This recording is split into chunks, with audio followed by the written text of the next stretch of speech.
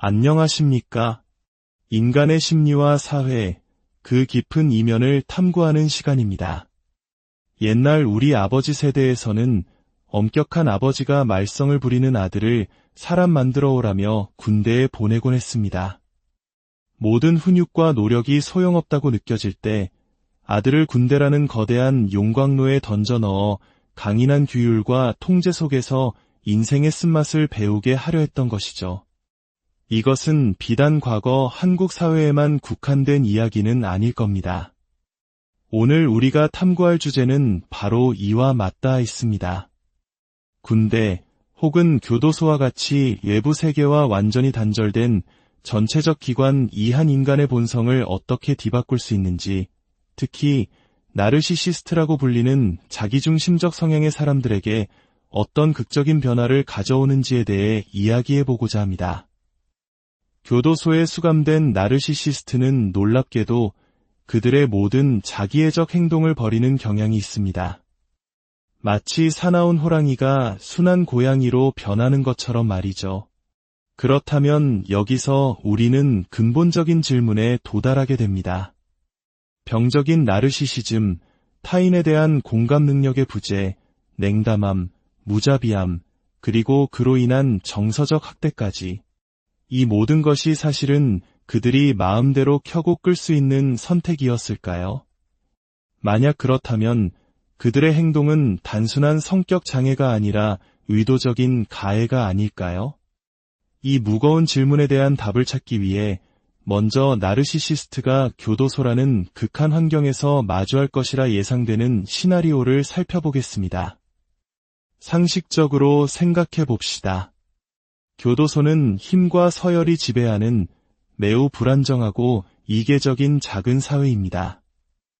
이런 곳에서 나르시시스트의 특징들은 생존의 치명적인 약점이 될 수밖에 없습니다. 첫째, 그들의 도발적인 행동입니다. 나르시시스트는 끊임없이 타인의 찬사와 인정을 갈망하며 자신이 남들보다 우월하다는 태도를 노골적으로 드러냅니다. 하지만 교도소에서 존중은 스스로의 위대함을 선포한다고 얻어지는 것이 아닙니다. 오히려 강인함, 의리, 혹은 교활함을 통해 힘들게 획득해야 하는 것이죠. 자신의 범죄를 자랑하거나 교도관에게 특별 대우를 요구하는 등의 행동은 교도소 내의 암묵적인 규칙을 중시하는 다른 수감자들의 심기를 건드려 스스로를 표적으로 만드는 지름길이 될 뿐입니다. 둘째, 대인관계에서의 갈등 유발입니다.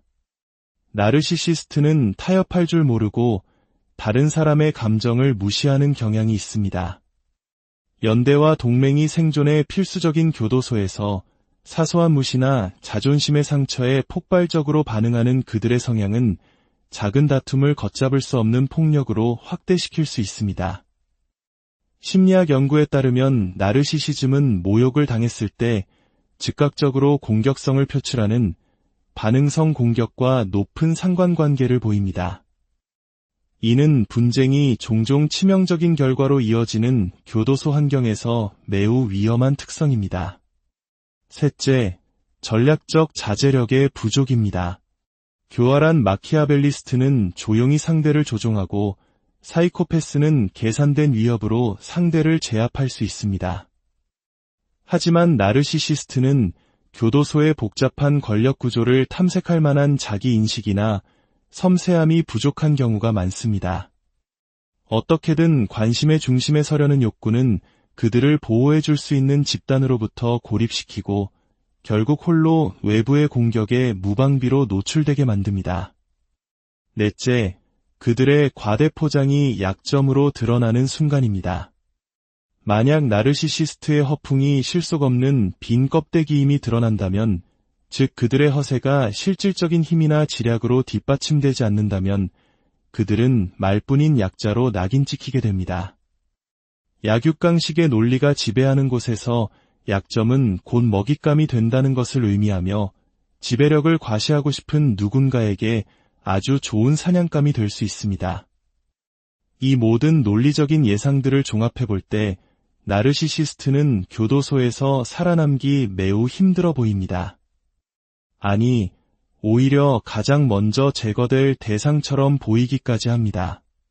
하지만 놀랍게도 현실은 우리의 이러한 예상을 완전히 뒤엎습니다. 실제로 나르시시스트들은 교도소 환경에 매우 긍정적으로 그리고 성공적으로 적응합니다. 그들은 다른 수감자들에 비해 특별히 더 많이 공격받거나 살해당하지 않습니다. 어떻게 이런 일이 가능할까요? 비밀은 그들이 더 이상 나르시시스트로 행동하지 않는다는 데 있습니다. 그들은 자신의 생존을 위해 극적인 변화를 선택합니다. 마치 카멜레온이 주변 환경에 맞춰 자신의 색을 바꾸듯 그들은 교도소라는 환경에 맞춰 자신의 페르소나를 완전히 바꿉니다. 그들의 오만함과 적대감은 사라지고 누구도 그들에게서 나르시시즘의 그림자를 찾아볼 수 없게 됩니다. 어떤 이들은 철저히 복종적인 태도를 보이며 순한 양이 되고 또 다른 이들은 자신의 카리스마를 활용해 새로운 리더가 되기도 합니다. 어느 쪽이든 그들은 살아남습니다. 그들은 타고난 생존 전문가들입니다. 이 사실은 우리에게 매우 불편하고도 중요한 질문을 다시 던집니다. 만약 나르시시스트가 교도소나 군대와 같은 극한 상황에서 자신의 파괴적인 성향을 완전히 통제하고 다른 사람으로 변신할 수 있다면 이는 무엇을 의미할까요? 이는 그들이 평소의 가족, 연인, 동료에게 가하는 모든 정서적 학대와 상처가 통제 불가능한 정신질환의 발현이 아닐 수도 있다는 것을 시사합니다. 어쩌면 그것은 환경이 허락할 때 마음껏 표출하기로 선택한 의도적인 행동일지도 모릅니다. 그들은 단지 자신의 행동이 초래할 결과가 두렵지 않을 때, 즉 자신에게 아무런 불이익이 없을 때만 나르시시스트로 행동하는 것일지도 모릅니다.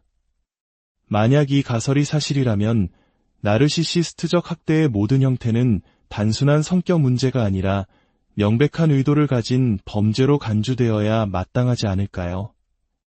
이 이야기는 인간의 본성이란 무엇이며 성격과 선택의 경계는 어디에 있는지에 대해 깊은 성찰을 요구합니다.